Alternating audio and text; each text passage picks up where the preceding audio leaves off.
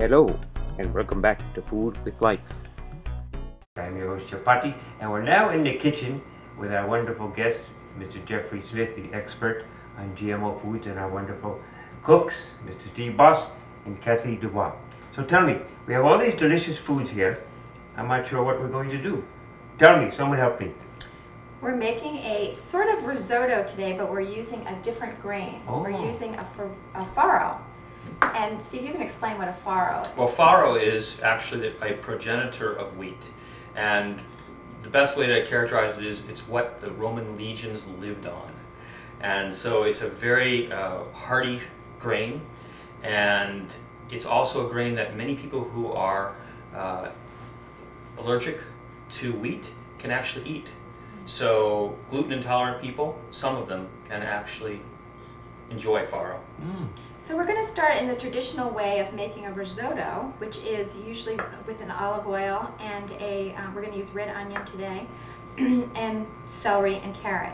So I'll take that over to the stove and start it. Good. And what Kathy's doing is she's building a flavor base. That's the whole idea behind it. It's called making a sofrito. And the flavor base is what's going to infuse all the other parts with just deliciousness. Oh, I'm going up and down. You're okay. You're on that team, right?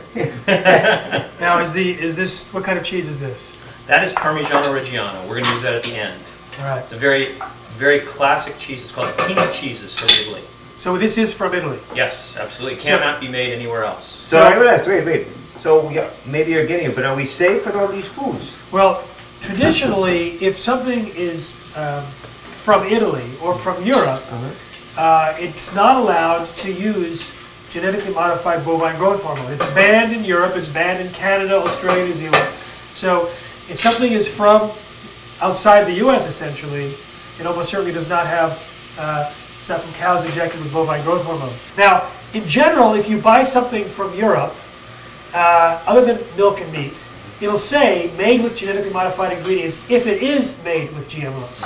Because they have labeling there, they have labeling in most industrialized countries, but not in the United States. Even though 9 out of 10 Americans want labeling, the FDA, which is in charge of that decision, is told to promote the biotechnology industry, and they know that most Americans would avoid eating GMOs if they were labeled. So the reaction by the natural food industry is to put voluntary labels on the products saying non-GMO. Rather than being forced to say contains GMO, they're actually telling people it's non-GMO. And there's a new movement now around a standard called Non-GMO Project, which is a third-party verified standard that means that their claim is backed up. So you'll be looking for that kind of seal or label on packages. But what about, we're going to use wine also as part of building the flavor base.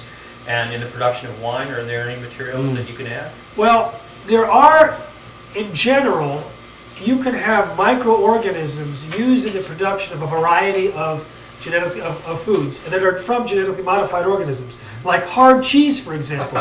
Most of it comes from a production process that uses a genetically modified rennet called chymosin. So for the hardcore people that want to avoid that, then they have to know if the rennet used to produce the hard cheese is natural rennet or genetically engineered chymosin. Now, most people, it's too fine a level of concern, and they'll just, the hair will stand on end, they'll say, I can't handle it anymore, I'm giving up. So for the hardcore people, you can go on our website at responsibletechnology.org and find out more of the details. But what I do is I help people and coax people to avoid the derivatives directly from the GM crops. Of course, almost everything we're seeing here has a genetically engineered component in a laboratory somewhere waiting to be introduced because the biotech industry wants to genetically engineer 100% of our food supply and all commercial seeds. So we have to be vigilant. Unfortunately, it was Europe that stopped that moving train, but Europe said, no, we're not going to allow it, and that's what caused the plan to be broken down. Very important to be vigilant. And what was the name of that website you have? Responsibletechnology.org.